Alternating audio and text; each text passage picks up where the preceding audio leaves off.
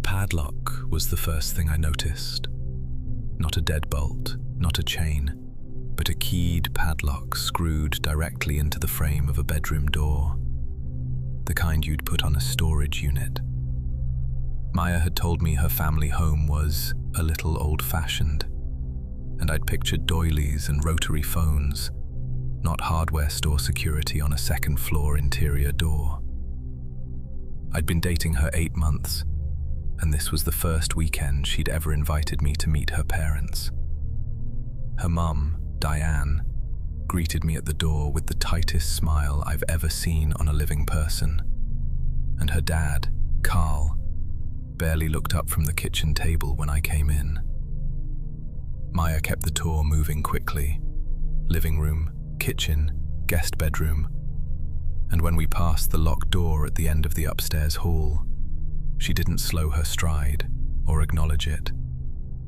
But as we passed, I heard something from behind it.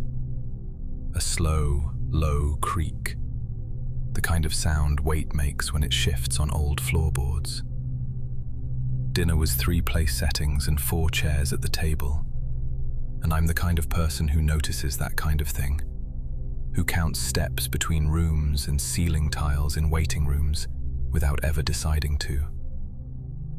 Maya talked through the whole meal in that slightly too loud, slightly too fast way she goes when she's anxious, papering over every silence before it could settle. Then her mum stood up, fixed a full second plate after dinner, and carried it quietly down the hallway. I watched the hallway for the 4 minutes she was gone. I went to the bathroom around 11 and took the wrong turn coming back. Deliberately wrong, because I'd been thinking about that door for 3 hours. The padlock was gone. The door sat open an inch, maybe 2, and through the gap came a smell I can only describe as a room with no air. Stale fabric, closed warmth, stillness. And underneath it, just barely audible, the sound of someone breathing. Not sleeping breathing, careful breathing, the kind that knows someone is listening. I pushed the door another inch with my fingertips and made out enough. A lamp on the floor, a mattress shoved against the far wall, a window whose latch had been buried under thick, deliberately applied coats of old paint. My phone buzzed.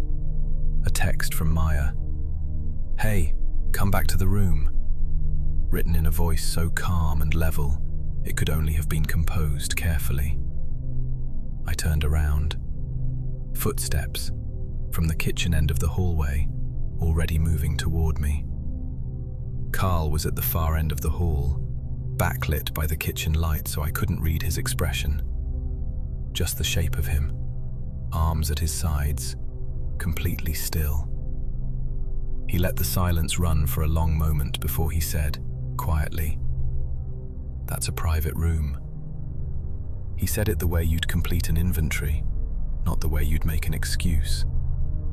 I said sorry and turned back toward the guest room, watching him over my shoulder, and walked directly into Diane. She was right behind me. No sound, no warning, holding the padlock key in her closed fist, not making any effort to conceal it. She looked at me with an expression that wasn't angry, and wasn't warm, and wasn't anything I could name, and said, "You're a curious one," which was not a compliment. With Carl behind me and Diane in front of me, and the front door at the other end of the house, I understood exactly what kind of situation I was standing in. I went back to the guest room and texted Maya. "I need to leave tonight. I'm sorry." She took 11 minutes to reply. When she did, she sent one word. "Okay." I grabbed my bag, walked straight to the front door without speaking to or looking at either of her parents, and pulled it open. My car was in the driveway, unblocked, and I drove for over half an hour before I pulled over and let my hands stop shaking. I called Maya the next morning and asked her directly what was in that room. She was quiet for a long time, and then she said, "You weren't supposed to see that." Not frightened, not defensive, just careful. The way someone eases a door shut because they don't want to make a sound. She never answered the question, and I haven't spoken to her since. But 2 weeks later, completely unprompted, she liked a photo I'd posted online. Something small, something ordinary. And for some reason, that one small notification, the total normalcy of it, scared me more than the padlock ever had.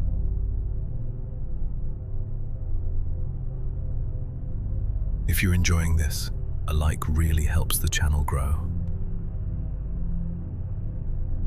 The binder was sitting on the kitchen counter when I came downstairs at 7 in the morning, and it had my full name written on the tab in blue ballpoint, first and last, in handwriting I didn't recognize. I'd arrived the night before, exhausted from a long drive, and Ryan's mum had shown me to the guest room and said goodnight before we'd had more than 5 minutes together. I assumed it was some kind of welcome folder, the kind a busy household might make for guests. I picked it up and opened it. It wasn't a welcome folder. The first pages were a printed timeline of the past 2 years of my life, photographs pulled from my social media accounts, annotated in that same blue pen, with dates circled and margin notes about where I'd been and who I was with. One photo was from a birthday party 16 months ago that I'd been tagged in by a friend. The tag had since been removed, but she had printed it before it came down. I set the binder back on the counter exactly where I'd found it and walked upstairs without making a sound.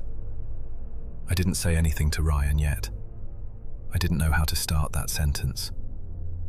I went through my own accounts one by one on my phone instead, trying to understand the scope of what I'd seen, and found that almost every photo in the binder had been pulled from a different platform, a different account, meaning she hadn't just found my main profile and scrolled. She had searched across platforms, aggregated, cross-referenced. One printed page was dated 11 months ago, 2 full months before Ryan and I had started dating. She had been watching me before I existed to her. At breakfast, she was warm and bright, and she made my coffee exactly right. 2 sugars, a small amount of cream, without asking how I took it. A detail I had never told Ryan, had never mentioned to anyone in the context of meeting his family. Then she said, offhand, "How's your knee doing? Ryan mentioned you hurt it last spring." Ryan looked up from his toast with genuine confusion on his face and said quietly, "I never told you about that." I excused myself after breakfast, went back to the guest room, and checked my overnight bag.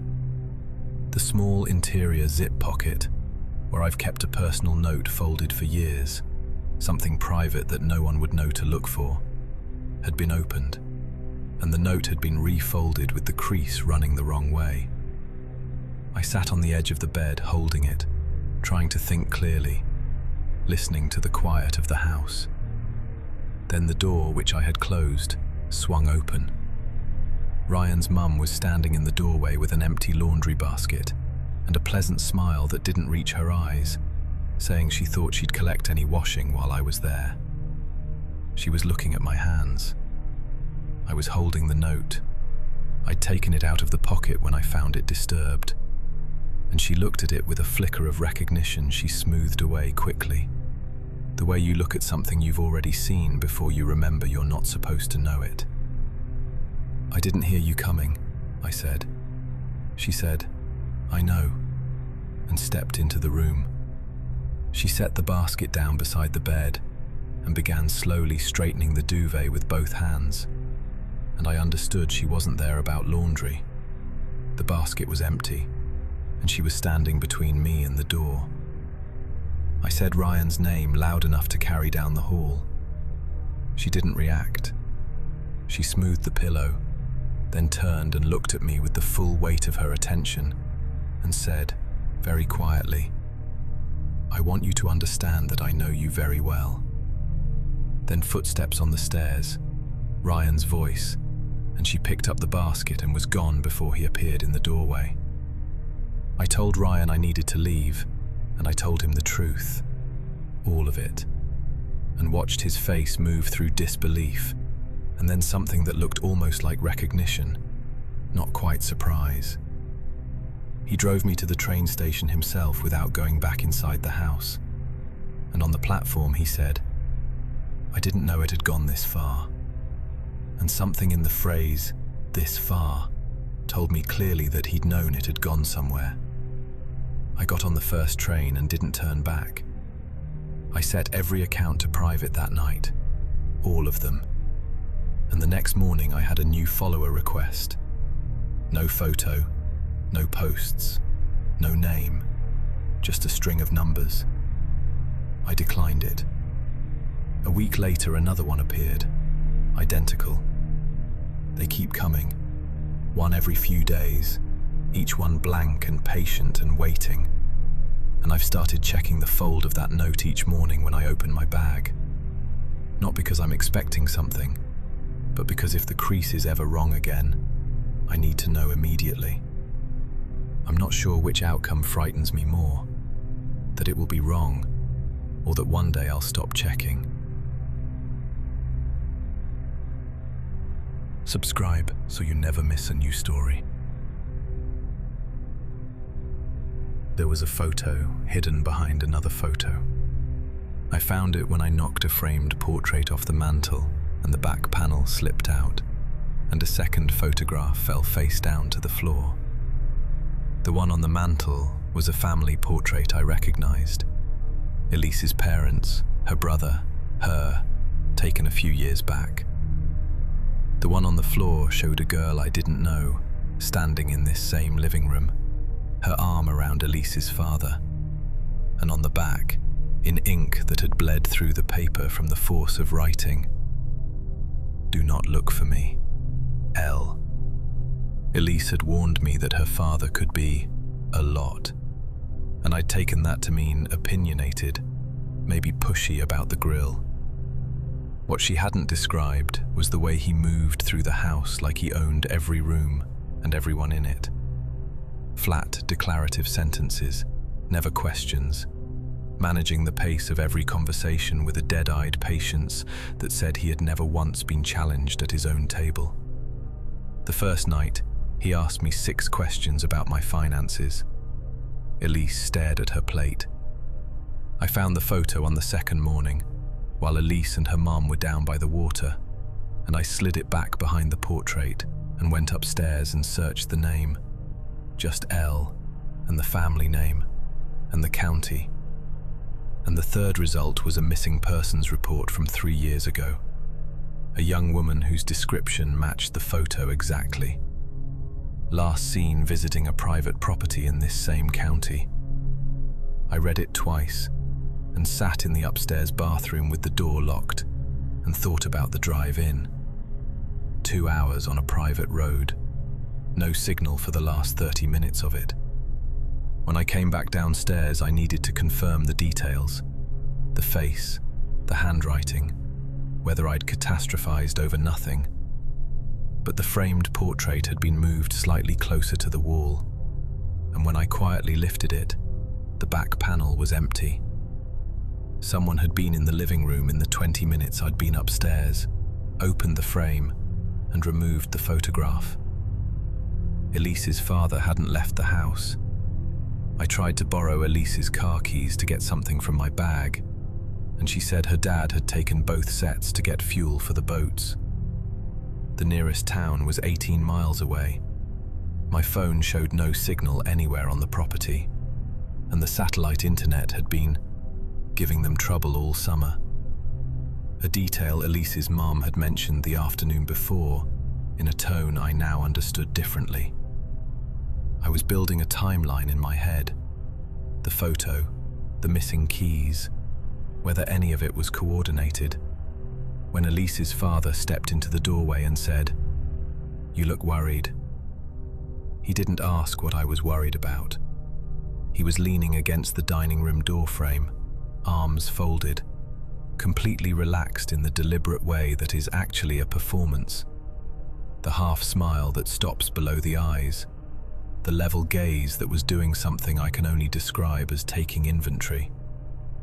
I had the photo in my mind the whole time, the inscription, the ink that had bled through, and I was looking at the man who had his arm around her in the image. He knew I'd found it. I couldn't have explained how I was so certain, but I was certain. I walked to the back of the house and out through the utility door and followed the tree line toward the county road. Not the driveway, the actual paved road 2 miles through the trees.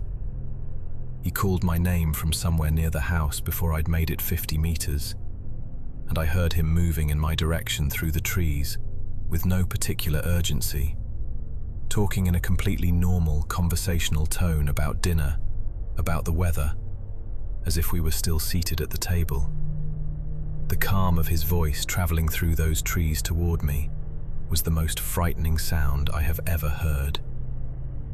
I stood still for 1 second, listening to him get closer, and then I ran. The next 15 minutes were just that, running, tracking traffic noise until I hit the county road, where I flagged down a passing truck whose driver looked at me once and understood without asking. They drove me to the nearest town, where I called Elise from a payphone outside a petrol station, told her exactly what I'd found and what had happened, and listened to her cry for a long time before she went quiet. Then I called the number on the missing persons report and gave them the address. The investigation found nothing. A cooperative family, the detectives told me, deeply concerned about my abrupt departure. Elise called once after that, not to explain and not to apologize, but to ask whether I'd told anyone else about the photo. And when I said yes, she said okay and hung up. I still think about the writing on the back, the pressure of the pen, the ink pushed through the paper. She hadn't written "help me," hadn't written "get out," just "do not look for me," like she had already made her peace with not being found.